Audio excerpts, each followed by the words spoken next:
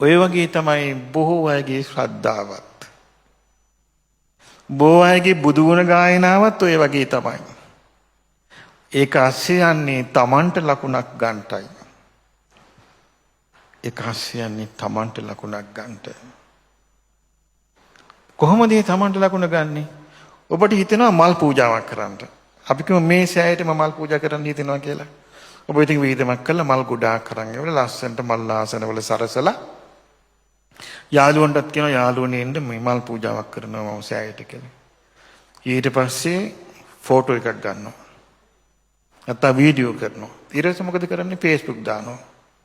මිතුරුනි බලන්න මා කළ පූජාව. දැන් මේ කාටද පූජා කරගන්නේ? Tamanට. සෑයට පිදුවා වගේ පේන්නේ.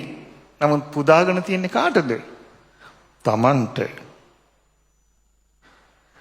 එතකොට බුදුරජාණන් වහන්සේගේ ගුණ සිහි කරන් තිබිච්ච එක අමතක වෙලා මේ බලාපන් මං කරපු පින. මේ බලාපන් මං කරපු පිනේ හැඩ.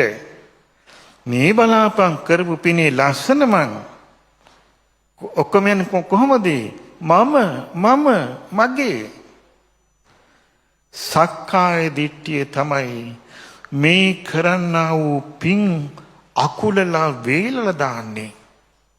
ඒකයි පින්වත් දරුවනි මේ කාලේ මිනිස්සු කරන පින් වලට දරන වෙහෙසට අනුව හිතේ පින උපදින්නේ. හිතේ උපදින්නේ බොහොම ස්වල්ප වූ ආයාසයෙන් උපදින පිනක්. භෞතික වශයෙන් ගොඩාක් වෙහෙසෙනවා. ගොඩාක් සැරසිලි. ගොඩාක් වෙහෙස. ආධ්‍යාත්මික වශයෙන් බොහොම ස්වල්පයයි. ඒ හේතුව සක්කාය දිට්ඨිය පෙරට පැන මෙය මගේ පින. දැන් සමහර මිනිස්සු ඉන්නවනේ දානයක් දුන්නාම බලාපොරොත්තු වෙන්නේ වඩනවනේ. නම කියාපන් කියනවා. නම කියාපන් කියනවා.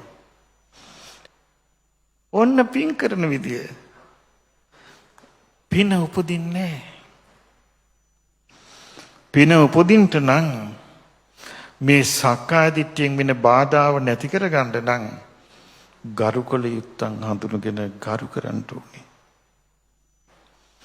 පිළිය යුත්තන් හඳුනගෙන පුදන්න ඕනේ. බලන්න පින්වතුනි නෝනෑති උතුමන්ගේ කල්පනාව බුද්ධ කාලේ ශාක්‍ය වංශයේ ශාක්‍ය කුමාරවරු ඒ කියන්නේ මහා බුදුරජාණන් වහන්සේ පහළ වෙච්ච ශාක්‍ය වංශිකයන් ඉදිරියේ අනිත් වංශිකයෝ නිකන් බලු පැටව ගන්න ඒ කාලේ.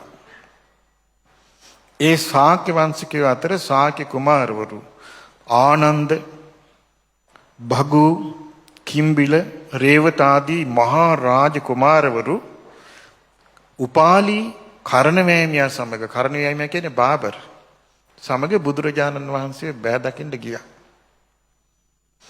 ගිහින් කිව්වා ස්වාමිනී භාග්‍යවතුන් වහන්සේ අනේ අපි පැවිදි වෙන්න ආවේ.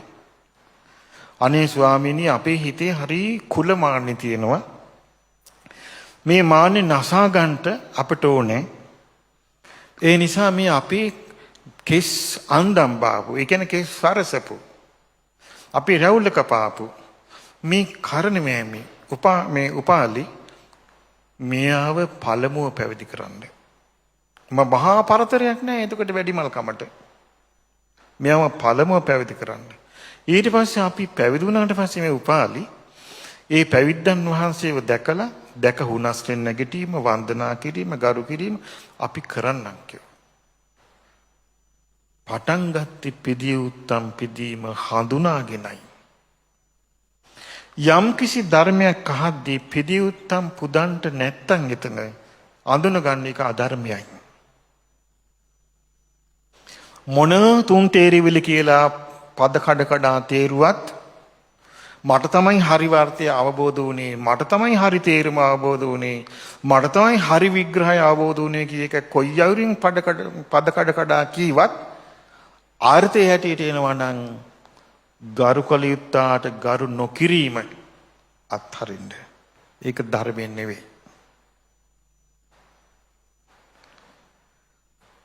බෝධින් වහන්සේට ගරු කරන්නේ නැත්තම් මිහිඳු මහරහතන් වහන්සේ අපිට ලංකාවට ධර්ම දායාදේ ලබා දුන්නා.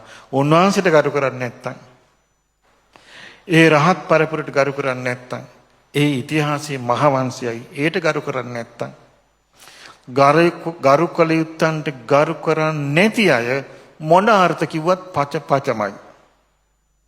ඉතින් ඒ නිසා ගරු කළ යුත්තන්ට ගරු කිරීම ඉගෙන ගත්තොත් මේ යෝන් දහම් සක්මනේදී ඒක ගොඩාක් උදව් වෙනවා. ඒ ගොඩාක් උදව් වෙනවා මොකේදදී? තමන්ගේ අභ්‍යන්තර ලෝකයේ එළිය කරගන්න.